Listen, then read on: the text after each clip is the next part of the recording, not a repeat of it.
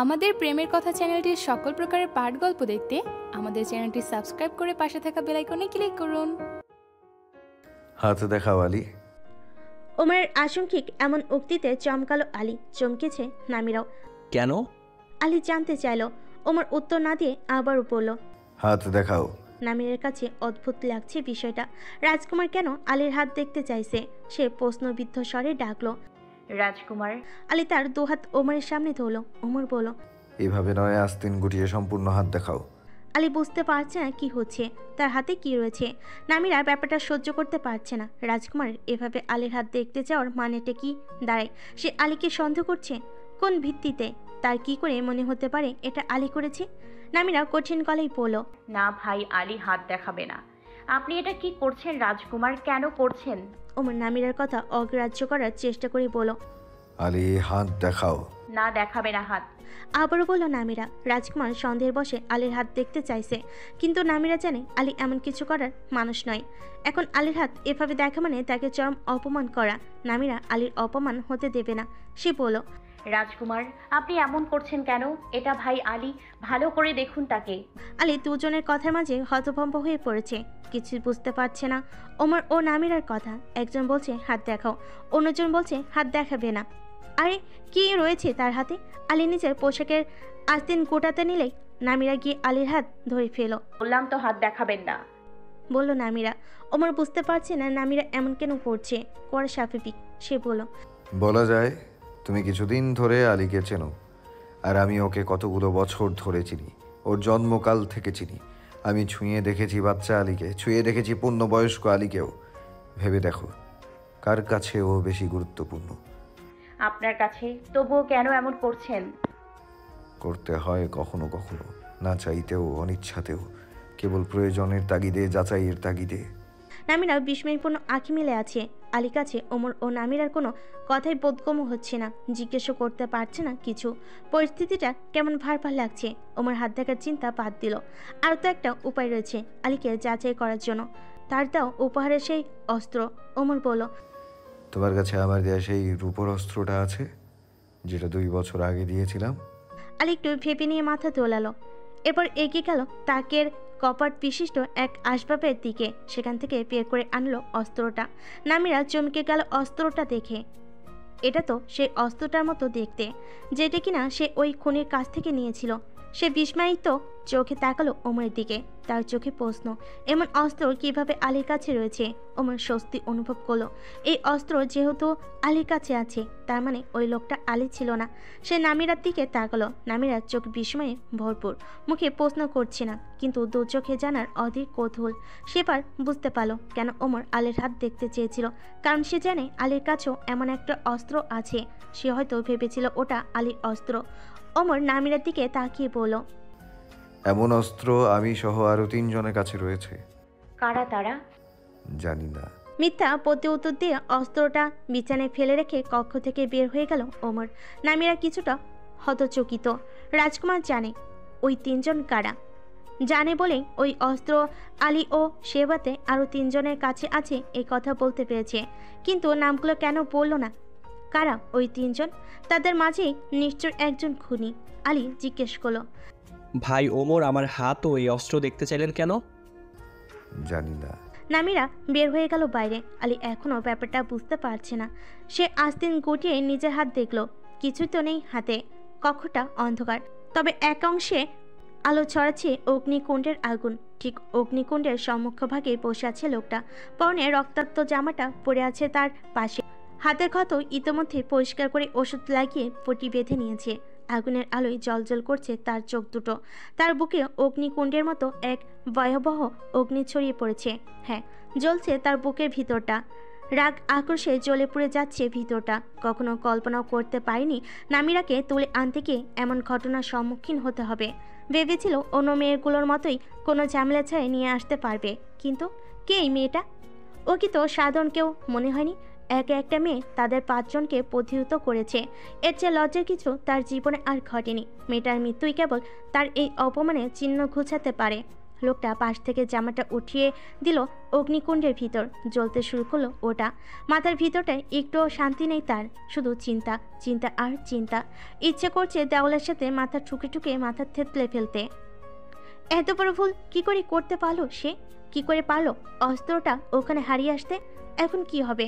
ওই মেয়েটা যদি অস্ত্রটা পায়, মেয়েটা যদি অস্ত্রটা কার সেটা খুঁজে বের করতে চাই, তাহলে তো তার নামও উঠে আসবে। কি করবে সে এবার? তার মনে হচ্ছে বিপদ তার কাছে আসন্ন। দিশাহারা বোধ করছে, ভীষণ দিশাহারা। সে উঠে দাঁড়ালো, একটা পোশাক পরে ঢেকে নিল হাতের ক্ষত স্থান। ঘরের জানালা দরজা সব বন্ধ করে দিয়েছিল, কিন্তু এখন মনে হচ্ছে ঘরের ভিতরটাই খুব গরম। হয়তো অতিরিক্ত উত্তেজনায় এমন ধারণা হচ্ছে। সে জানালার দিকে এগিয়ে গেল।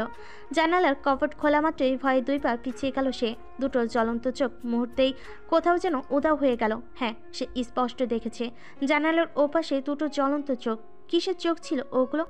আবারও জানালার কাছে এগিয়ে এলো লোকটা। জানালা দিয়ে আশেপাশে চোখ বুলালো, কিন্তু অন্ধকারে আর কোথাও কিছু নজর পড়ল না। তবে কি তার দেখার ভুল ছিল? গতরাতে পাওয়া মাথাহীন লাশটার শরীর দেখে কিছু পাওয়া যায়নি যাতে লাশটার পরিচয় জানা যাবে। ওমর ও আতাহার আজ সকালে গোয়েন্দা কার্যালয়ে গিয়ে কয়েকজন গোয়েন্দার সাথে কথা বলেছে এ ব্যাপারে। আলতানকে পায়নি। আলতান কোনো এক মামলার কাছে রাজধানীর বাইরে গেছে। নিখোঁজ হওয়া মেয়েটার ব্যাপারও তার জিজ্ঞেস করলো। গোয়েন্দারা জানালো অনুসন্ধান চলছে, তবে খুঁজে পাওয়ার আশা না করাই ভালো। তবে মেয়েটা এখনও জীবিত আছে বলেই তার মনে করছে। স্বামী উনি তার সকালে নাস্তা করলো। ওমরকে প্রাসাদে যেতে হবে। সকালে যখন প্রাসাদ থেকে বের হয়েছিল তখন হামজালা ঘুমাচ্ছিল। এতক্ষণে ওর ঘুম ভাঙার কথা। হামজালার সাথে কথা বলতে হবে তার। মনে মনে প্রার্থনা করছে সে যেন হামজালা অথবা আলতানের হাতে কোনো আঘাত না থাকে ও অস্ত্রটাও ওদের কাছে থাকে। সামনে থেকে বের হয়ে ওমর সোজা প্রাসাদে গেল। হামজালার খোঁজ করতে একজন পরিচারিকা জানালো প্রথম রাজকুমার একটুক্ষণ আগেই বাইরে বের হয়েছে। ওমরও এ কথা শোনার পর প্রাসাদে থাকলো না আর। যখন প্রাসাদ থেকে বাইরে বের হচ্ছিল প্রধান প্রবেশদ্বারের কাছে দেখা হলো ইনিফিরের সাথে। ইনিফির তাকে দেখে মিষ্টি হাসি উপহার দিয়ে পড়ল, সুপ্রভাত রাজকুমার ওমর। ইনিফির এসেছে রাজার বিশেষ আমন্ত্রণ পেয়ে। রাজা ইদানিং অসুস্থ বোধ করছেন। গতরাতে তিনি মাথা ঘুরে পড়ে গিয়েছিলেন, জ্বরও আক্রান্ত। তাই রাজাকে পরীক্ষা করে কিছু ওষুধ দিয়ে যাবেন। ওমরও প্রতি উত্তরে সুপ্রভাত জানালো ইনিফিরকে। ইনিফির ভিতরের দিকে যাওয়া দিলে ওমর ডাকলো। শুনুন। দাঁড়ালো ইনিফির। ওমর জিজ্ঞেস করলো, সেদিন আলতানকে বনের ভেতর ঘরে বন্দি থাকা কোনো এক মেয়েকে হিংস্র জন্তু খেয়ে নিয়েছে কিনা জিজ্ঞেস করেছিলেন। কেন ওই কথাটা বলেছিলেন আপনি? কোন বনের কথা বলেছিলেন? কোন মেয়ের কথা বলেছিলেন? ইনিফির চমকালো। ওমর এই কথাগুলো জানলো কিভাবে? সে কিছুটা অপ্রস্তুত হলো। বেশ স্বাভাবিক গলায় পড়ল, আমি বলেছি গোয়েন্দা আলতানকে। আপনার কোথাও ভুল হচ্ছে দ্বিতীয় রাজকুমার। আমি এসব কথা কখনো বলিনি। ওমর বুঝতে পারলো ইনিফির মিথ্যা বলেছে, কিন্তু কেন? সে নিশ্চিত কথাগুলো ইনিফির অবশ্যই আলতানকে বলেছিল। যদি নাই বলে থাকবে তবে কেন নামিরা এমন কিছু বলবে তাকে? নামিরার মিথ্যা কথা বলার কোনো কারণ নেই। সে বুঝতে পারছে না ব্যাপারটা। ইনিফির যদি ওই কথার মাধ্যমে নিখোঁজ হওয়া মেয়েটার কথাই বলে, তবে কি সে খুনগুলো সম্পর্কে জানে? কে করছে, কেন করছে এগুলো? মেয়েটা নিখোঁজ হওয়ার পর এখনও তার লাশ পদ্ম সরোবরে পাওয়া যায়নি। ইনিফিরও বলেছিল মেয়েটাকে কোনো হিংস্র জন্তু খেয়ে নিয়েছে। তাহলে কি সত্যি মেয়েটাকে কোনো হিংস্র জন্তু খেয়ে ফেলেছে? এজন্যই খুনি মেয়েটার হৃৎপিণ্ড নিতে পারেনি, আর মেয়েটার লাশও পাওয়া যায়নি সরোবরে। কিন্তু সে কথা আলতানকে কেন বলবে? ওমর তীক্ষ্ণ চোখে ইনিফিরকে দেখছে। সে আর কিছু না বলে চলে এলো ইনিফিরের কাছ থেকে। আগে থেকে হামজালা ও আলতানের সাথে দেখা করে জানতে হবে দুজনের হাত অক্ষত কিনা ও দুজনের কাছেই তার উপহার দেওয়া অস্ত্র আছে কিনা। আলতান যেহেতু রাজধানীতে নেই, তাই সে হামজালার সাথে আগে দেখা করবে। সে নির্দিষ্ট কিছু জায়গায় খুঁজল হামজালাকে, যেখানে এই মুহূর্তে হামজালা থাকার সম্ভাবনা আছে। কিন্তু সেসব জায়গায় পাওয়া গেল না হামজালাকে। সে এবার চলে এলো হামজালার নিবাসে। এখানে পেল হামজালাকে। হামজালা নিবাসের উঠোনে নিবাস তত্ত্বাবধায়কের সঙ্গে তরবারি নিয়ে কিছু বিশেষ পদক্ষেপের অনুশীলন করছিল। হঠাৎ ওমরকে দেখে বলল, তুমি এই সময় এখানে? ওমরের কাছে আসতে আসতে বলল, একটা জিনিস চাই আমার, তুমি হয়তো দিতে পারবে আমাকে। তাই নাকি? কি জিনিস? একটা রূপোর অস্ত্র, যেটা আমি তোমায় উপহার দিয়েছিলাম। হঠাৎ ওই অস্ত্রের কথা শুনে ভুরু কুঁচকালো হামজালা। বলল, হঠাৎ কি প্রয়োজন? তোমার কাছে ওই অস্ত্র নেই তো? হারিয়ে ফেলেছি আমি। তোমার কাছে নিশ্চয়ই ওটা আছে? উত্তরটা শোনার জন্য অধীর হয়ে রইল ওমর। সে চাইছে উত্তরটা হ্যাঁবোধক হোক, কারণ ওই অস্ত্র না থাকা মানে সে ওই যখনও চিন্তাটা করতে পারছে না হামজালাকে নিয়ে। হামজালা বলল, হ্যাঁ, ওটা আছে আমার কাছে। হৃদয়ে প্রশান্তি ছুঁয়ে গেল ওমরের। সে বলল, আমাকে ওটা দেখাও। দেখতেই হবে? এতই কি প্রয়োজন? উপহার দিয়ে সেই উপহার ফেরত নিতে নেই, জানো না? দেখাটা একটু দরকার।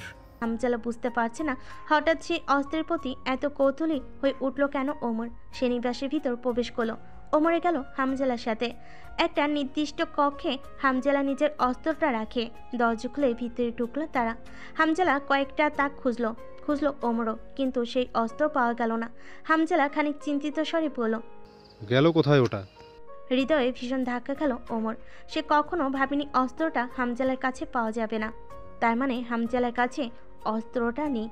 ওর কাছে অস্ত্র না থাকার ব্যাপারটা তো এটাই নির্দেশ করে যে নামিরা ওই লোকটার কাছ থেকে যে অস্ত্র নিয়েছিল সেটাই হামজালার। নিঃশ্বাস থমকে যেতে চাইছে ওমরের। এটা সে কখনো প্রত্যাশা করেনি। ওমর বেশ বুঝতে পারছে হামজালার অস্ত্র না খুঁজে পাওয়ার ভান করছে। সে বোঝাতে চাইছে অস্ত্রটা সে এখানে রেখেছিল, কিন্তু পাচ্ছে না। কিন্তু এত অস্ত্র রেখে সেই অস্ত্র নিখোঁজ হওয়ার কি কারণ? কিন্তু এত অস্ত্র রেখে সেই অস্ত্র নিখোঁজ হওয়ার কি কোনো মানে থাকতে পারে? গত রাতেই রাস্তায় ওই অস্ত্র পেয়েছে সে, আর আজ হামজালার কাছে সেই অস্ত্র নেই। এই ব্যাপারটা যে সত্যকে ইঙ্গিত করছে ওমর তা বুঝতে পারছে, কিন্তু মানতে পারছে না। সে হামজালা দুই হাতের দিকে তাকালো না। এই মুহূর্তে সে হামজালার হাত দেখার মানসিক অবস্থায় নেই। তার চোখ জ্বালা করছে, কষ্ট হচ্ছে নিঃশ্বাস নিতে। ওমর দ্রুত পায়ে কক্ষটা থেকে বের হয়ে গেল। না, ওই লোকটা কিছুতেই হামজালা হতে পারে না। সে মানে না এটা। রাতের ভোজন আসর বসেছে। আলী ব্যতীত পরিবারের প্রত্যেক সদস্যই আজ একসাথে এখানে। মন্ত্রী সুলাইমান অনেক দিনের একটা ভাবনা আজ সবার সামনে প্রকাশ করার মনে স্থির করেছেন। কথাটা তাকে বলতেই হবে। তিনি নামিরার দিকে তাকালেন। নামিরা কথাটা কিভাবে নেবে বুঝতে পারছে না। ভোজন আসর ভঙ্গের একেবারে শেষ দিকে তিনি বলেন, সবাইকে একটা বিষয় সম্পর্কে বলতে চাই। আমার ইচ্ছা আলীর সাথে নামিরার বিয়ে হোক।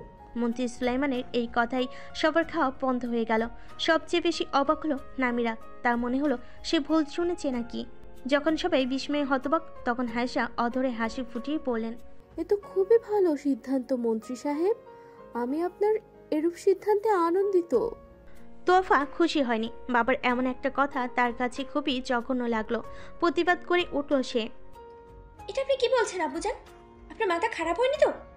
আমরা চাইলে রাজ্যের অনেক ধনাঢ্য কোনো পরিবারের মেয়ের সাথে আলীর বিবাহের সম্বন্ধটা করতে পারি। তা না করে এই মেয়েটার সাথে কেন, যে মেয়েটা কিনা আমাদের আশ্রিতা? চুপ করো তোফা। ধমকে উঠলেন মন্ত্রী সুলাইমান। তোফা চুপ হয়ে গেল। সাহস হলো না বাবার নিষেধাজ্ঞা ভঙ্গ করে কথা চালিয়ে নেওয়ার। মন্ত্রী সুলাইমান বিস্ময়ে বাখারা নামিরার দিকে তাকালেন। জিজ্ঞেস করলেন, তোমার কি চাওয়া? এটা একেবারেই অসম্ভব। মন্ত্রী সুলাইমান ও হায়সার আনন্দে ফাটা পড়ল নামিরার কথায়।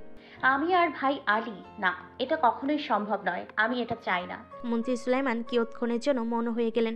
এরপর বলেন, আমি বুঝতে পারছি তুমি আলীকে ভরসা করতে পারছো না। জানি ও একটু অন্যরকম, পাগলাটে, কিন্তু আস্তে আস্তে ঠিক হয়ে যাবে। তুমি সঙ্গ দিলে ও নিশ্চয়ই নিজেকে উপযুক্ত করে তুলতে পারবে। ওকে আগে একটা সুযোগ তো দাও। কারণটা তা নয়, সে তো আমার ভাই। আমি তাকে ভাইই ভেবে এসেছি সব সময়। সেও আমায় বোন ভাবে। সুতরাং এখানে অন্য একটা সম্পর্কের সূচনা কিভাবে হতে পারে? এটাকে কখনো উপযুক্ত কারণ হিসেবে ধরা যায় না নামিরা। রাজ্যে এমন অনেক বৈবাহিক সম্পর্কের নিদর্শন রয়েছে যারা তোমাদের মতো ভাই বোন ছিল। তাদের সম্পর্কের অন্য নাম হতে পারলে তোমাদেরটা কেন হবে না? তোমার আম্মিরও হয়তো এমন ইচ্ছে ছিল।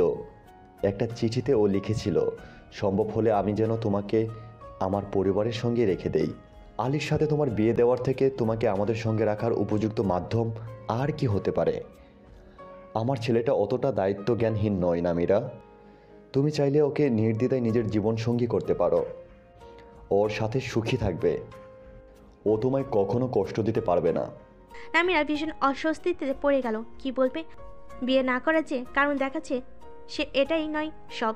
এর পিছনে আরও একটা না বলা কারণ রয়েছে, যেটা কারোর কাছে প্রকাশ করার মতো নয়। সে জানে তার হৃদয়ে অন্য কারোর জন্য অনুভূতি রয়েছে। হৃদয়ে অন্য কারোর জন্য অনুভূতি পুষে আরেকজনকে বিয়ে করা অত্যন্ত কঠিন কাজ। সে বলল, ভাই আলী অবশ্যই একজন ভালো মানুষ। আমার ধারণা সে নিজের স্ত্রীকে সব সময় ভালো রাখবে, কিন্তু আমি তোমাকে ভাবার সময় দিচ্ছি, এখনই তোমাকে চূড়ান্ত মতামত জানাতে হবে না। এখন খাওয়া শেষ করো। নামিরা চুপ হয়ে গেল। এখন এটা নিয়ে কথা বলতে তারও ইচ্ছে করছে না। মন্ত্রী সুলাইমান এমন কিছু ভাববে সে সেটা প্রত্যাশা করেনি। তোফার এসব একদম ভালো লাগছে না। মেয়েটাকে তার পরিবারে লাই দিয়ে মাথায় তুলে ফেলেছে, এখন আবার আলীর সাথে বিয়ের কথাবার্তা। মেয়েটা তার পরিবারকে জাদুটনা করলো নাকি? সবাইকে করুক, সে তো মেয়েটার জাদুতে ফাঁসেনি। তোফা খাওয়া শেষ না করেই চলে গেল। আলী ফিল অনেক রাত করে। বন্ধুদের সাথে বনভোজনের আয়োজন ছিল আজকে। সমুদ্র তীরে গিয়েছিল তারা। মন্ত্রী সুলাইমান এখনও জেগে আছেন। একজন ভিত্তা আলীকে বলল মন্ত্রী সুলাইমান তার কক্ষে অপেক্ষা করছে। আলী ইদানিং ব্যাপারগুলো কিছুই বুঝতে পারছে না। আজকাল কি রোজই তার জন্য কেউ না কেউ বসে থাকবে? আজ আবার কি হয়েছে? আলী বৈঠক কক্ষে গিয়ে বসলো।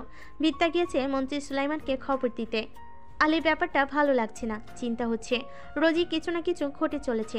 আচ্ছা, আব্বুজানকে গত রাতে থাপড় মারতে পারেনি বলে আজ মারতে চাইছে, ভাবলো আলী। মন্ত্রী সুলাইমান এসেছেন, তাকে দেখে উঠে দাঁড়ালো আলী। তার ভয় লাগছে। এত রাতে কি বলার জন্য তার অপেক্ষা করছিল। সে ইতস্তত করে বলল, আমি কিছু করেছি আব্বুজান? না, তোমার বিয়ে নিয়ে কথা বলতে চাই। চমকে গেল আলী। চোখ দুটো সামান্য বড় হলো। কিছু সময় অমন থাকার পর হঠাৎ হেসে বলল, কিন্তু আমি তো এখনো বাচ্চা। নিজেকে বাচ্চা ভাবলেই তো তুমি বাচ্চা নও আলী। তোমার বয়সী অনেক ছেলেরা বিয়ে করে ফেলেছে। তুমি কি কোনো মেয়ের দায়িত্ব নিতে ভয় পাচ্ছ? তা অবশ্যই পাওয়ার কথা, তুমি নিজেই তো নিজের দেখভাল করতে পারো না। আলীর মুখখানি কালো হয়ে গিয়েছে। বাবা কি বলছে এসব? সত্যি তো বিয়ে নিয়ে কথা বলছে, মজা নয়। তার বাবা অবশ্য মজা করার মানুষও নয়, কিন্তু হঠাৎ কেন তার বিয়ের কথা তুলছে? আলী সত্যি সত্যি ভয় করছে। সে ঠোক গিলে বলল, হঠাৎ কেন বিয়ের প্রসঙ্গ তুলছেন আব্বুজান? আমার বিয়ে দেওয়া কি এতই জরুরি? বোন তৌফা এখনো অবিবাহিত, তাহলে আমি কেন? কারণ যার সাথে তোমার বিয়ে দেব তার পরিচয়টা এই রাজ্যে শক্তপোক্ত নয়। আমি চাই ওর একটা মজবুত পরিচয় হোক। মন্ত্রী সুলাইমানের পুত্রবধূ পরিচয়ই ওকে সেই মজবুত পরিচয়টা দিতে পারে। আলী বাবার কথা বুঝতে পারছে না। মজবুত পরিচয় মানে কি? কার পরিচয়? এই রাজ্যে শক্তপোক্ত নয়, কাকে মজবুত পরিচয় দিতে চাইছে? প্রশ্ন করলো। কার সাথে বিয়ে দিতে চাইছেন? নামিরা ঘরের মেয়ে, ঘরেই রাখতে চাই আমি। নামিরার নাম শোনার জন্য প্রস্তুত ছিল না আলী। হতবিহ্বল হয়ে গেল। নামিরা আর সে? ব্যাপারটা ভাবতেও কেমন যেন লাগলো তার। আমি ওকে বিয়ে করতে পারবো না। আগে পিছে কোনো কথা না বলে সরাসরি মূল কথাটাই বলে দিল আলী। কেন? শান্ত স্বরে প্রশ্ন করলেন আলী সুলাইমান। প্রশ্নের উত্তর ভাবতে গিয়ে ঝামেলায় পড়ল আলী। এখন আবার কারণও পেশ করতে হবে। সে একটুক্ষণ ভেবে নিয়ে পড়ল, আমি যাকে বিয়ে করব তাকে আমি সর্বক্ষণ নিজের সাথে নিয়ে জঙ্গলে জঙ্গলে ঘুরব আর পশু পাখি শিকার করব। নামিরাকে দেখে মনে হয় না ও খুব একটা শিকার করা পছন্দ করে। আরও আমার সাথে ঘোরাঘুরিও করবে না, তাই ওকে বিয়ে করা যাবে না। এখানে কোনো মজা চলছে না আলী, এসব কি বলছো তুমি? দুঃখিত, আসলে আমার বিয়ে করার ইচ্ছে নেই। সবাইকে বিয়ে করার প্রতি আগ্রহ থাকে না আব্বুজান। মনের সায়ের প্রয়োজন আছে। আমার মন যদি সায় না দেয় তবে কিভাবে বিয়ে করতে পারি? তোমার কথা বলা শেষ? হ্যাঁ। তাহলে আমার কথা শোনো, তুমি তাকেই বিয়ে করবে যাকে আমি বাছাই করব। কিন্তু এটা তো অন্যায় আব্বুজান। এমনটা রাজারা করে থাকে। পুত্র কন্যার চাওয়া প্রত্যাশা কোনো মূল্য তাদের কাছে থাকে না। আপনি তো রাজা নন, আপনি কেন আমাদের ইচ্ছা অনিচ্ছার মূল্য দেবেন না? বাহ, এই তো তুমি ভীষণ ভারী ভারী কথা বলছো। তার মানে আসলে বিয়ের বয়স হয়েছে তোমার। তোমার ইচ্ছা অনিচ্ছার মূল্য দেব না, কারণ আমি জানি তুমি নিজের ভালো মন্দ বিবেচনা করতে অক্ষম। নামিরাকে অপছন্দ করার মতো কিছু নেই। আমি নামিরাকে ভাবার সময় দিয়েছি। ও হ্যাঁ বলে দিলেই শীঘ্রই তোমাদের বিয়ে দেব। আর আমার মতামতের কোনো মূল্য নেই? আপনি কেন আমার সাথে এমন করেন? আমি আপনার সন্তান আব্বুজান। সেজন্যই তো এমন করছি, কারণ আমি জানি তোমার কিসে ভালো হবে। সত্যি বলতে নামিরা তোমার জন্য উপযুক্তই, কিন্তু তুমি নামিরার জন্য উপযুক্ত নও। হ্যাঁ জানি আমি, ও আমার চেয়ে সব কিছুতেই ভালো, আর এজন্যই বিয়ে করতে চাই না। ওর সাথে ওর মতো যোগ্য কাউকেই মানায়, আমাকে না। আব্বুজান, দয়া করে ওর সাথে আমার বিয়ে দেবেন না। কেন এত আপত্তি করছো আলী? আলী সত্য কথা বলতে পারল না, বলার মতো সাহস এখনো অর্জন করেনি সে, শুধু মিনতি সুরেই বলল, দয়া করে আমাদের দুজনে বিয়ে দেবেন না। দরকার পড়লে আমি আপনার সামনে হাঁটু মুড়ে বসতে রাজি। দয়া করুন, আমরা এইভাবে ভালো আছি, আমাদের এইভাবে শাস্তি দেবেন না। এটা শাস্তি নয়, তোমার জন্য পুরস্কার। কথার নড়চড় হবে না, বিয়ের জন্য মানসিকভাবে প্রস্তুত হও। মন্ত্রী সুলাইমান বের হয়ে গেলেন কক্ষ থেকে। আলী ডাকলো, করুণ কণ্ঠে বলল, আমি বিয়ে করব না আব্বুজান, আমার কথাটা শুনুন। কিন্তু মন্ত্রী সুলাইমান শোনাও গ্রাহ্য করল না ওর কথা, চলে গেলেন। আলী ভীষণ দিশাহারা লাগছে। বাবা হঠাৎ তার বিয়ে নিয়ে কেন পড়লো? এবার কি করবে সে? নামিরাকে তো কখনোই বিয়ে করতে পারবে না। শুধু নামিরা কেন, ওই একজন মেয়ে বাদে সে আর কাউকে বিয়ে করতে পারবে না। কিন্তু বাবাকে দেখে সে যতটুকু বুঝেছে বাবা বিয়ে নিয়ে সচেতন। তার সচেতনতা কিভাবে ভঙ্গ করা যায় আলী ভাবতে লাগলো। খুব শীঘ্রই মনে একটা পরিকল্পনাও এঁটে ফেলল সে। প্রায়তকাল কুয়াশা কাটেনি এখনো। সেই কুয়াশা ঘেরা পথে নিজের ঘোড়া ছুটিয়ে আলতানের নিবাসে এসে পৌঁছালো ওমর। আলতান গত রাতে ফিরেছে, খবর পেয়ে এক মুহূর্ত দেরি করেনি। নিবাসের সামনে সবুজে মোড়া উঠানে নিজের শ্রেয়ত ঘোড়াটাকে দাঁড় করিয়ে নামলো সে। নিবাসটা বড্ড শুনছান। এদিক সেদিক তাকাচ্ছে ওমর। একজন ভিত্তা গাছ থেকে ঝরে পড়া পাতা কুড়িয়ে প্রাঙ্গণ পরিষ্কার করছে। যখনই সে ওমরের উপস্থিতি টের পেল, তটস্থ হয়ে কুর্নিশ করল। আলতানের নিবাসে মোটে দুজন ভিত্তা। আলতান মনে করে অতিরিক্ত পরিচারকের কোনোই প্রয়োজন নেই। যে দুজন ভিত্তা তার এখানে কাজ করে তার আবার একে অন্যের স্বামী স্ত্রী, দুজনেই অল্প বয়সী দম্পতি। ওমর নিবাসের ভিতর ঢুকলো। ভিত্তটি হাতের কাজ রেখে তার আগমনের খবর জানাতে গেল আলতানকে। আলতান যে কাজের জন্য রাজধানীর বাইরে গিয়েছিল সেটা নিয়ে ঘাটাঘাটি করছিল।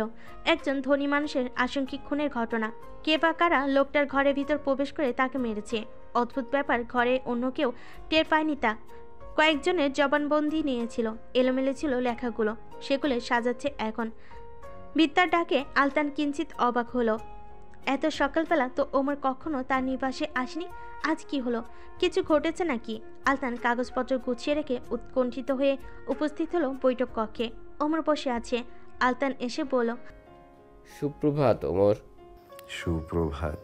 আলতান ওমরের পাশে বসলো, চিন্তিত স্বরে বলল, কিছু হয়েছে? এমন সময় তুমি আমার নিবাসে আসলে কিছু একটা নিশ্চয়ই হয়েছে, তাই না?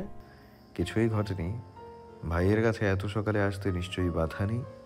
তা নেই, এছাড়া তুমি রাজকুমার, তুমি চাইলে সব পারো। ওমর আলতানকে পরখ চোখে দেখছে। এটা তো সবসময়ের দেখা সে আলতান। কখনোই ওই লোকটা আলতান হতে পারে না। হামজালার কাছে অস্ত্রটা পাওয়া যায়নি, এজন্য হামজালার প্রতি সন্দেহের উপস্থিতিটা স্বাভাবিক। কিন্তু সে হামজালাকেও সন্দেহ করতে পারছে না। তার মনে হচ্ছে এরা কেউ জড়িত নয় ওই কাজের সাথে। কিন্তু যদি ওরা না হবে, তবে কে রয়েছে এসবের পিছনে? কখনো কখনো শঙ্কিত অনুভব করে সে। আপন মানুষের প্রতি আবেগ ভালোবাসার ফলে সে কোনো ভুল করে ফেলবে না তো? যদি হামজালা কিংবা আলতানের ভিতরেই কেউ একজন ওই লোকটা হয়, তবে চোখ দিয়ে দেখেও সে অন্ধে ভান করবে। আলতানের কাছে ওই অস্ত্রটা পাওয়া গেলে সমস্ত সন্দেহটা হামজালার উপরে আবর্তিত হবে। ওমরের বুকের ভিতরটা চূর্ণ হলো। নিজের সহদর ভাইকে কিভাবে সন্দেহ করছে সে? মনে বারবার প্রশ্ন জাগে, কেন এমন করবে ওরা? প্রশ্নের উত্তর মেলে না। আরেকটা প্রশ্নে সে দাঁড় হয়, যদি ওরা কেউই নাই করবে, তবে কেন অস্ত্রটা পাওয়া গেল? ওদের কাছ থেকে অস্ত্র চুরি হও যেন তেন ব্যাপার নয়। একজন রাজকুমার, বলা যায় ভবিষ্যৎ রাজা, অন্যজন শাহিরের সেরা গোয়েন্দা, দুজনেই না ওইসব করার কোনো কারণ আছে, আর না তাদের অস্ত্র চুরি হওয়ার কোনো সম্ভাবনা রয়েছে। তাহলে কেন হামজালার কাছে অস্ত্রটা পাওয়া গেল না? কি চিন্তা করছো? ওমরকে অন্যমনস্ক লক্ষ্য করে প্রশ্ন করলো আলতান। আলতানের প্রশ্নে ভাবনা কাটিয়ে বাস্তবে এলো ওমর। বলল, কিছু চিন্তা করছি না। তুমি রাজধানীর বাইরে গিয়েছিলে কেন? এটা খুনের মামলার জন্য গিয়েছিলাম। কার্যালয় থেকে তোমাকে কেউ জানায়নি আমার কাজের ব্যাপারে? না। মিথ্যা মেয়েটি চা ও 3 পদে নাস্তা নিয়ে হাজির হয়েছে। ওদের সামনে সবকিছু পরিবেশন করে আবার চলে গেল সে। আলতান চায়ের কাপ হাতে তুলো।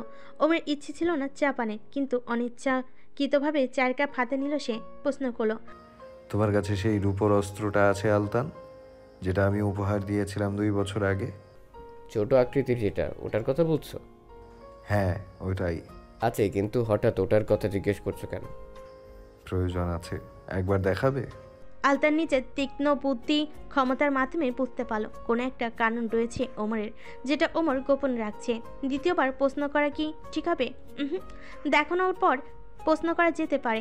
আলতান বলল, ঠিক আছে, নিয়ে আসছি, বসো তুমি। আলতান চলে গেল বৈঠক কক্ষ থেকে। কয়েক মিনিট পর আবার এলো, অস্ত্রটা বাড়িয়ে দিল ওমরের দিকে। ওমর অস্ত্রের উপরের আবরণটা সরিয়ে দেখলো, হ্যাঁ এটা তো ওই অস্ত্রই। আলতানের কাছেও এটা আছে। এর মানে কি? চাপে এক কষ্টে বক্ষ স্থল কেঁপে কেঁপে উঠছে ওমরের। মাথায় বারবার হামজালার চিন্তা এসে খোঁজাচ্ছে। আলতান খেয়াল করলো ওমরকে কেমন অস্বাভাবিক দেখাচ্ছে। সে বিস্মিত হয়ে বলল, কি হয়েছে তোমার? শরীর খারাপ লাগছে? না, ঠিক আছে। এটা দিয়ে কি করবে? আমার অস্ত্রটা হারিয়ে গেছে, তাই এটার মতন নতুন একটা বানাবো বলে দরকার ছিল। সেটা তো তুমি হামজালার কাছ থেকেও নিতে পারতে। ওমর বলতে পারলো না অস্ত্রটা হামজালার কাছে নেই। সে আলতানকে অস্ত্রটা ফেরত দিয়ে বলল, পরে নিয়ে নেব এটা। ওমর আর এখানে বসতে চাচ্ছে না, ভালো লাগছে না কিছু। সবার কাছে অস্ত্রটা আছে, তাহলে কেন হামজালার কাছে নেই? অস্ত্র দেখার পালাটা শেষ, কিন্তু এখনও হাত দেখার পর্বটা বাকি। সে সরাসরি কারোর হাত দেখতে চাইবে না, কৌশলে দেখে নেবে। তার মনে প্রগাঢ় প্রার্থনা এটা যে হামজালার হাতে কোনো ক্ষত না থাক। ওর হাতে কিছুতেই ক্ষত সহ্য করতে পারবে না সে। ওমর আলতানকে বলল, এখন আমাকে যেতে হবে আলতান। তুমি তো কিছুই খাওনি। ওমর উঠে দাঁড়ালো, তার দেখা দেখি আলতানও দাঁড়ালো। পাশাপাশি বসেছিল দুজন, দাঁতে একে অপরের হাতের সাথে ধাক্কা খেলো বেখেয়ালে। আলতান সঙ্গে সঙ্গে অন্য হাতে বাহু চেপে ধরলো। ব্যাপারটা বিশেষভাবে চোখে লাগলো ওমরের। আলতান দ্রুত এবার হাতটাকে সরিয়ে ফেললো। ওমর তাকালো আলতানের দিকে, কেন হাতে এভাবে ধাক্কা লাগা মাত্রই অন্য হাতটাকে চেপে ধরলো আলতান। এটা দেখে তার মাথায় কেবল একটাই কথা এলো, নামিরা আঘাত করেছিল সেই লোকটার হাতে। ওমর চোখ সরিয়ে নিল আলতানের থেকে, কিছু বলল না ওকে। মনের ভিতর নানান প্রশ্ন সংমিশ্রণ নিয়ে সে ধীর পায়ে বের হয়ে গেল আলতানের নিবাস থেকে। ঘোড়ার পিঠে উঠতে উঠতে ভাবলো, কেন নিজের হাত অমনভাবে চেপে ধরল আলতান? এমনি নাকি এর পিছনে কারণ রয়েছে? সেই অসহ্য কারণ। ঘোড়ার লাগাম ধরে টান দিতে ঘোড়াটা ছুটতে শুরু করলো। কিছুদূর গিয়ে ওমর আবার পিছন ফিরে তাকালো আলতানের নিবাসটার দিকে। মন্ত্রী সুলাইমানের নিবাসে বসবাসরত প্রত্যেকটি মানুষের ভীষণ মনভারের কারণ জানাতন নয়। আজ সকালে ঘরের দেওয়ালে একটা লেখা দেখা গেছে। লেখাটা ছিল, চলে গেলাম আমি। যদি আপু যান আপনি নিজের সিদ্ধান্ত না বদলান, তবে আর কখনো কেউ আমাকে দেখতে পাবেন না। লেখাটা লিখেছে আলী। লেখাটা দেওয়াল থেকে তোলা হয়নি, এখনও দেওয়ালে আছে। এখন দুপুর হয়ে এসেছে প্রায়। সবই বুঝতে পারছে আলী বিয়ে করবে না বলে পালিয়েছে। মন্ত্রী সুলাইমান লোক লাগিয়েছে আলীকে খুঁজতে, পাওয়া যাবে কিনা জানা নেই। তোফা আলীর অমন লেখা থেকে ভীষণ ক্ষেপে গিয়েছিল। নামিরার দিকে আঙুল তুলে চেঁচিয়ে বলেছিল, এই মেয়েটার জন্য আমার ভাই নিবাস ত্যাগ করলো। যদি আমার ভাই না ফিরে আসে তবে এই মেয়েটাকে আমি রাস্তায় বের করে দেবো, কেউ বাধা দিতে পারবে না আমায়। নামিরা ও মারোয়া এখন নিবাসের দাওয়ায় বসে আছে, দুজনের মুখই অন্ধকারাচ্ছন্ন। নামিরা বলল, সে আমায় বিয়ে করবে না ঠিক আছে, তাই বলে এভাবে চলে যাবে? আমার সাথে আলোচনা করতে পারতো, কিন্তু সে তা না করে চলে গেল, হারিয়ে গেল, আমায় চরম অপমান করলো। কখনো ভাবতে পারিনি ভাই আলী এমন করবে। এটা তার পাগলামো, আপনি মন খারাপ করবেন না। নামিরা হতাশার নিঃশ্বাস ত্যাগ করলো। হঠাৎ ঘোড়ার শব্দ শোনা গেল প্রবেশদ্বারের ওপাশে। নামিরা ও মারোয়ার চোখ পুলকিত হয়ে উঠল। মারোয়া বলল, নিশ্চয়ই ভাই আলী এসেছে। সে উঠান পেরিয়ে দৌড়ে গেল লোহার প্রবেশদ্বারের দিকে। মারোয়া পিছন পিছন নামিরা এলো। অতি উৎসাহে কপাট খুলো মারোয়া, কিন্তু সে চমকে গেল ওপাশে মানুষটিকে দেখে। কেমন যে ঘোড়াটা থেমেছে সেটা রাজকুমারের, আর সেই ঘোড়ার পিঠে বসে আছে দ্বিতীয় রাজকুমার। তার দুজন অপ্রস্তুত হয়ে কুর্নিশ করলো রাজকুমারকে। ওমর কিঞ্চিত পাকা চোখে নামিরার দিকে তাকিয়ে বলল, শুনলাম তুমি নাকি আলীকে বিয়ে করতে চাও? ওমরের এহেন প্রশ্নে নামিরা ও মারোয়া দুজনেই খুব বিস্মিত হলো। নামিরা জিজ্ঞেস করলো, আপনি কিভাবে জানলেন? তার মানে ঘটনা সত্য? না, সত্য নয়। আপনি যেরকম বলছেন ব্যাপারটা ঠিক তেমন নয়। তাহলে কেমন? আলী তোমাকে বিয়ে করতে চায়? না, এরকমও নয়। তাহলে তোমরা দুইজনকে বিয়ে করতে চাও? না, ব্যাপারটা এমনও নয়। তবে কি তুমি অন্য কাউকে বিয়ে করতে চাও? আমি এখন কাউকেই বিয়ে করতে চাই না। হ্যাঁ, করো না। করতে চাইলেও অবশ্য পারবে না, কারণ করতে দিব না। নামিরা চোখের তারা বিস্ফোরিত হলো। ওমরের কথাগুলো বোঝার চেষ্টা করছে সে। কেন যেন আলীর সেদিনের বলা কথাকেই আজকে এসে সত্যি মনে হলো তার। আসলে কি রাজকুমার আর নামিরের মাঝে প্রণয়ের কোনো ব্যাপার আছে? মারোয়া আটকে উঠল। রাজকুমার আর নামিরাকে একসাথে কল্পনা করতে পারছে না সে। নামিরা ওমরের শেষ কথার কোনো প্রতি উত্তর দিল না, জিজ্ঞেস করলো, ভাই আলী আর আমার বিয়ের খবরটা কোথা থেকে শুনলেন?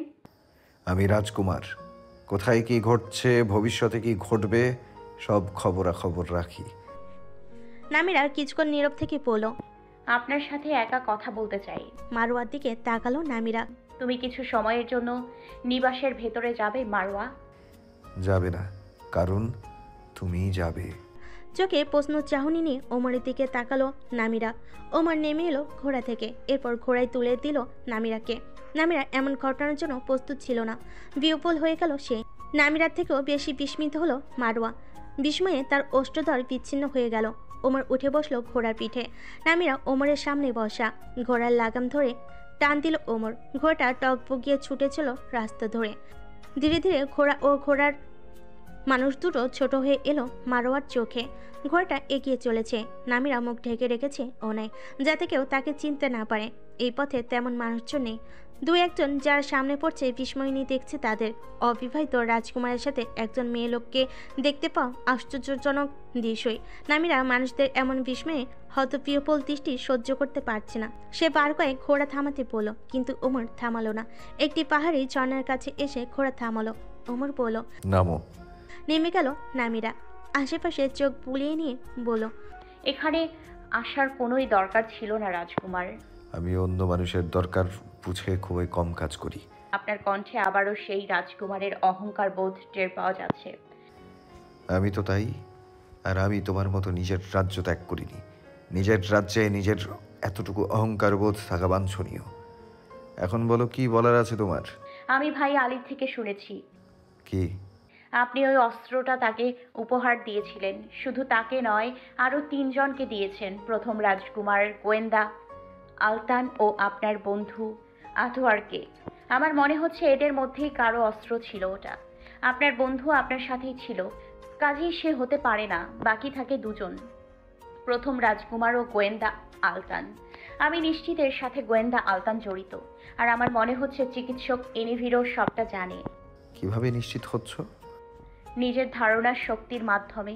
আমি জানি গোয়েন্দা আলতান আপনার ভাই, আপনার আপন মানুষ।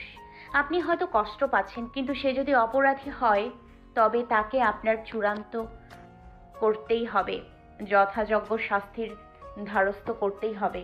ওমরের মানতে কষ্ট হচ্ছে কথাগুলো, কিন্তু মনে মনে সেও ঠিক আলতানকে অপরাধী মনে করেছে।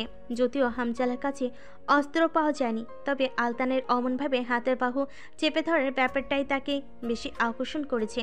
নামিরাও লোকটার হাতের ঠিক ওই জায়গাতেই আঘাত করেছিল। ওমরের মনে হচ্ছে আলতানের হাতে ক্ষত আছে। ওই রাতের লোকটা আলতানি, তবে সে রাতের লোকটাই যে পদ্ম সরোবরের খুনি এটা নিশ্চিত বলা যায় না।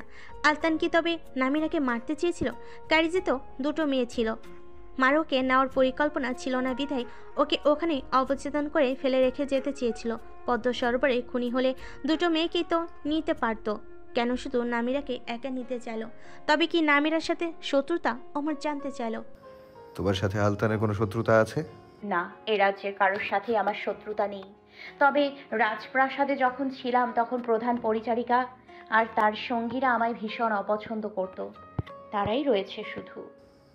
তোমাদের উপর আক্রমণকারী লোক ও পদ্ম সরোবরের খুনি 2 জন যে একই ব্যক্তি, এরকম কোনো নিশ্চয়তা আছে? এজন্যই বলছি, গোয়েন্দা আলতানের নিবাস তল্লাশি করুন। কিছু না কিছু অবশ্যই পাওয়া যাবে। সে অবশ্যই সন্দেহজনক। সাহাইরের সেরা গোয়েন্দা হয়েও কি না সে পদ্ম সরোবরের খুনিকে ধরতে পারেনি আজ অবধি। চিকিৎসক ইনিভিরি বা কেন অমন কথা বলবে তার সাথে? আপনি চিকিৎসক ইনিভিরের সাথে কথা বলেছিলেন? হ্যাঁ, তবে সে অস্বীকার করেছে। তার মানে সে জানে গোয়েন্দা আলতানি এর পেছনে রয়েছে। কোনো একটা কারণে হয়তো সে বলতে পারছে না। আপনি আবেগের বশবর্তী হবেন না রাজকুমার। আসল অপরাধীকে চিহ্নিত করতেই হবে। অনেকগুলো মেয়ে অকারণে নিজের জীবন হারিয়েছে, তাদের পরিবারের চোখে অশ্রুপাত হয়েছে।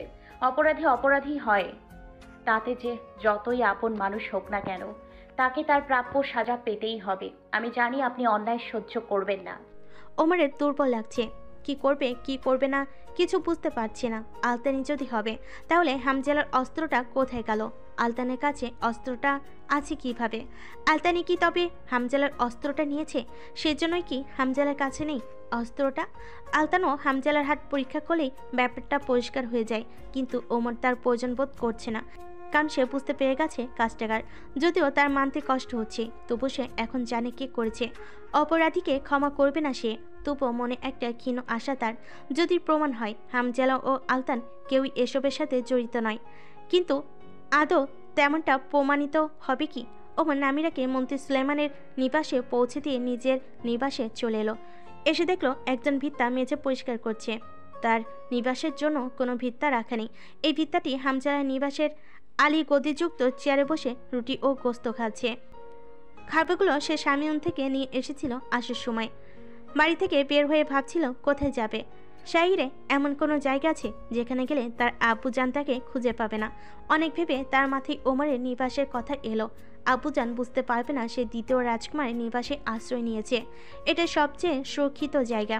তাই ভোরবেলা ওমরের কাছে অনেক অনুনয় বিনয় করে নিজের বিপদের কথা বলে সে আশ্রয় প্রার্থনা করেছে। অনেক অনুনয়ের পর ওমর আশ্রয় দিয়েছে তাকে। তবে আলী মোটেও এমনভাবে বলেনি যে নামিরা তাকে বিয়ে করতে চায়। ওমরকে দেখে আলী বলল, খাবেন? যাবে কবে তুমি? বিপদটা কাটলেই চলে যাব। মানে আব্বুজানের মাথা থেকে আমার বিয়ের ভোটটা নামলেই চলে যাব, বিশ্বাস করুন। ওমর কিছু বলল না। শয়নকক্ষের দিকে এগোনো দিলেই আলী ও তার পিছু নিয়ে বলল, আমাদের নিবাসে গিয়েছিলেন? কি অবস্থা? সবাই আমার জন্য কান্নাকাটি করছে বুঝি? একদমই না, বরং তুমি চলে আসায় সবাই বেশি হাসি খুশি। আলীর অননখানি আধারে ছেয়ে গেল। কণ্ঠে ব্যথা নিয়ে প্রশ্ন করল, সবাই? নামিরাও? হ্যাঁ। মারোয়ার কি অবস্থা? মারোয়ার কথা প্রথমে জিজ্ঞেস করতো সে, কিন্তু ওমর পাছে কিছু মনে করে তাই নামিরার কথাই প্রথম বলল। মারোয়াও হাসি খুশি। মারোয়া তার চলে আসাতে হাসি খুশি শুনে খুবই কষ্ট পেল আলী। আর কেউ না হোক, মারোয়ার তো অবশ্যই কষ্ট পাওয়ার কথা ছিল। অথচ মেয়েটা কিনা দুঃখী নয়। আলী মন খারাপিটা দূরে ঠেলে দিয়ে বলল, সেটাই তো, কাঁদবে কেন তারা? হাসি খুশিই তো থাকার কথা। আমি হারিয়ে গেছি যে। হারিয়ে যেত নামিরা কিংবা মারোয়া, নিবাসে কান্নার রোল পড়ে যেত এতক্ষণে। যখন তুমি চলে আসায় কেউ দুঃখী নয়। ফিরে যাচ্ছ না কেন এখনই? ফিরে তো যেতে পারবো না এখনই, গেলেই বিয়ে দিয়ে দিতে পারে। আমি তো এখনো বাচ্চা, আবার কি বিয়ের বয়স হয়েছে বলুন? আপনিও তো বিয়ে করেননি। বড় ভাইয়েরা বিয়ে না করলে আমি কিভাবে বিয়ে করতে পারি? ফিরে যাও আলী, চিন্তা নেই। তোমার বিয়ে হবে না এত তাড়াতাড়ি। সবাই চিন্তা করছে তোমার জন্য। মন্ত্রী সুলাইমান তোমাকে খোঁজার জন্য লোকও লাগিয়েছে। সবাইকে চিন্তায় রেখো না। সবাই আমাকে নিয়ে চিন্তিত, হাসি খুশি নয়? না। মারোয়াও চিন্তিত? হ্যাঁ। তাহলে তো আজ আমি কোনো মতেই ফিরবো না। 2-3 দিন যাক, তারপর দেখা যাবে। খাবে কি এখানে থেকে? আপনি কষ্ট করে সামিউন থেকে একটু খাবার এনে দিলেই তো আমার কপালে খাবার জুটে যায়। আমি রাজকুমার, তুমি আমাকে তোমার জন্য খাবার এনে দিতে বলছো? এখানে থাকছো সেটাই অনেক। বলে শয়নকক্ষে ঢুকে দরজা বন্ধ করে দিল সে। আলী ফিরে এলো আবারও সেখান থেকে যেখানে সে ছিল। তার খাওয়া এখনও শেষ হয়নি। আলতান গোয়েন্দা কার্যালয়ে আছে নিজের কক্ষে। যে খুনের মামলার জন্য সে রাজধানীর বাইরে গিয়েছিল সেটা নিয়ে ঘাটাঘাটি করছে। তার সন্দেহের তালিকায় 2 জন আছে। সে নিশ্চিত ওই 2 জনের মধ্যে একজন খুনি। গোয়েন্দা আলতানের ধারণা খুব কমই মিথ্যা প্রমাণিত হয়। দোরগোড়া থেকে এক নারী কণ্ঠ ভেসে এলো, আসবো গোয়েন্দা আলতান? আলতান দরজার দিকে তাকালো, দেখলো ইনিফি দাঁড়িয়ে আছে। অধরে তার মিষ্টি হাসি। তাকে দেখা মাত্রই মেজাজ খারাপ হয়ে গেল আলতানের। এই মেয়ে এখানে কেন এসেছে? একদিন এখানে আনার পর হামজালা কি আচরণটা না করেছিল, অনিচ্ছা সত্ত্বেও আলতানকে বলতে হলো। আসুন। ইনিফি ভিতরে ঢুকলো, চেয়ার টেনে বসলো আলতানের সামনে। কেন এসেছেন? একটা অভিযোগ দায়ের করতে এসেছি। অভিযোগ দায়ের করতে এসেছে শুনে অবাক হলো আলতান। জিজ্ঞেস করলো, কি অভিযোগ? একটা অস্ত্র হারানো গেছে, আমার স্বামীর অস্ত্র। কিসের অস্ত্র ওটা? রূপোর। যার অস্ত্র সে অভিযোগ করতে আসেনি। আপনি কেন এসেছেন? কারণ আমি জানি কিভাবে ওটা হারানো গিয়েছে। কিভাবে? বললে আপনার শুনতে ভালো লাগবে তো? ইনভির হাসলো। সুন্দর হাসি, রহস্যময়, কিন্তু হাসিটা কত যে অসহ্যকর সেটা বোধহয় আলতান ছাড়া অন্য কেউ কখনো টের পাবে না। ইনভির উপস্থিতি একদমই সহ্য হচ্ছে না তার। সে কণ্ঠে কোনো বিনয় না রেখে বলল, আপনি আর কখনো আমার সামনে আসবেন না। অযথাই এমন তামাশাপূর্ণ কথাও আমাকে বলবেন না। সাবধান করছি, বের হয়ে যান এক্ষুনি। রাজকুমারের স্ত্রীর সাথে এমন রূঢ় আচরণ করা কি ঠিক হচ্ছে? এটাই হামজালার জীবনের সবচেয়ে বড় ভুল। হয়তো যে ও আপনাকে বিয়ে করেছে, কিন্তু ভুল তো ভুলই। ওর করা ভুলের জন্য আপনার মতো একজন অসহ্যকর মানুষকে কিছুতেই সম্মান করতে পারবো না আমি। বের হয়ে যান, কখনো আমার সামনে আসবেন না। যদি আসি? পরিণাম খারাপ হবে। ইনিফির আবার হাসলো। আলতানের টেবিলে ছোট রেকাবিতে ছোট ছোট আকৃতির বিস্কিট ছিল, সেখান থেকে একটা তুলে মুখে পড়ল ইনিফির। খেতে খেতে বলল, তাই আমিও তো খারাপ পরিণামই পছন্দ করি। অপেক্ষায় রইলাম নিজের খারাপ পরিণাম দেখার জন্য। ইনিফির উঠে দাঁড়ালো, ইচ্ছে করে চেয়ারটা ফেলে দিল মেঝেতে, তারপর দরজার দিকে এগোলো। আগে হাত মুষ্টিবদ্ধ করে ফেলেছে আলতান। এই মেয়েটিকে একদম সহ্য হয় না আজকাল। চোখের সম্মুখ থেকে অসহ্য এই কাটাকে উপড়ে ফেলতে বড্ড স্বাদ হয় তার। সে বিড়বিড় করে বলল, মৃত্যু তোমাকে নিজের দিকে টানছে নিবিড়, তৈরি হও। সন্ধ্যা ঘনিয়ে আসছে। নিজের নিবাসের অলিন্দে বসে আছে হামজালা, আকাশ দেখছে। আজ আকাশের রূপটা বেশ মন ভোলানো ধরনের। একটা পাখি ডাকছে ডালে, ডালটা প্রায় অলিন্দের কাছাকাছি। প্রাসাদ থেকে বের হয়ে সোজা নিবাসে চলে এসেছে সে। অনেকক্ষণ ধরে বসে আছে অলিন্দে। একটা কবিতা লিখেছে ইনিফিরের জন্য। ভালোবাসার মানুষের জন্য কবিতা লিখতে কোনো পরিশ্রমই হয় না। সে কাগজটা ভাঁজ করে নিয়ে উঠে দাঁড়ালো। ঠিক তখনই চোখ পড়ল নিবাসের পার্শ্ববর্তী ঘন গাছপালা ঘেরা স্থানটায়। একটা মেয়ে ঢুকছে সেখানে। মেয়েটা ইনিফির। দেখা মাত্রই চিনতে পারল সে। ইনিফির তো এ সময় চিকিৎসালয়ে থাকার কথা। এখানে কি করছে সে? হামজালা জোরে ডাকলো, কিন্তু ইনিফির শুনতে পায়নি। সে এতক্ষণে আড়াল হয়ে গেছে ডালপালার আড়ালে। হামজালা নিবাস থেকে বের হয়ে সেদিকে এগুলো যেদিকে ইনিফিরকে যেতে দেখেছে। এখানে অন্ধকার ঘন, অথচ বাইরে ভালোই আলো আছে এখনো। এদিক ওদিক ইনিফিরকে খুঁজতে লাগলো সে। কোনো ওষুধি উদ্ভিদ সংগ্রহ করতে এসেছে নাকি? সে ইনিফিরের নাম ধরে ডাকলো কয়েকবার, কিন্তু কোনো প্রতি উত্তর পেল না। অবাক হলো হামজালা। এখানে সত্যি ইনিফির আছে নাকি তার দৃষ্টিভ্রম হয়েছে। হামজালা নিশ্চুপ দাঁড়িয়ে যখন এগুলো ভাবছিল, তখনই তার সামনে থেকে একটা কালো ধূসর রঙের লোমে ঢাকা জন্তু দৌড়ে এলো তার দিকে। মুহূর্তে ওটা লাফিয়ে পড়লো তার উপর। জন্তুটার শরীরের ভারে পড়ে গেল হামজালা। জন্তুটার একটা থাবা তার বুকের উপর। হামজালা দেখলো এটা সেই নেকড়ে মুখ, যেটা সে বার কয়েক দেখেছে স্বপ্নে। ভয়ে তার বুকের ভিতর হৃৎপিণ্ডটা লাফাতে শুরু করলো তুমুল গতিতে। জন্তুটা তাকে যেন বিদ্রুপ করছে। হামজালা টের পাচ্ছে দুর্বল হয়ে আসছে তার শরীর। জন্তুটার নিঃশ্বাসে তার নিঃশ্বাস বন্ধ হয়ে যেতে চাচ্ছে। হামজালা ভাবল, এই জন্তুটা এ সময় যা ঘটছে তা তার বাস্তবতা নাকি স্বপ্ন? আবার কি সেই ভয়ানক স্বপ্ন দেখছে সে, যে স্বপ্নকে বাস্তব থেকে পার্থক্য করা খুব কঠিন? এই যে জন্তুটা তার উপর বসে আছে, জন্তুটার নিঃশ্বাস সবকিছুই তো সে অনুভব করতে পারছে, ঠিক বাস্তবের মতো। আশঙ্কিক যন্ত্রটা তার ধারালো দাঁতের কামড় বসালো তার কাঁধে। অসহ্য যন্ত্রণায় চিৎকার করে উঠল হামজালা। এই যন্ত্রণাও কি মিথ্যে স্বপ্ন হতে পারে? চোখের কোণ বেয়ে পানি গড়িয়ে পড়ছে হামজালার। তার মনে হলো এটা কোনো স্বপ্ন নয়, এটা সত্যি, এটা বাস্তব। অবশেষে সেই ভয়ঙ্কর স্বপ্ন তার বাস্তব জগতে আসন গেড়েই বসলো।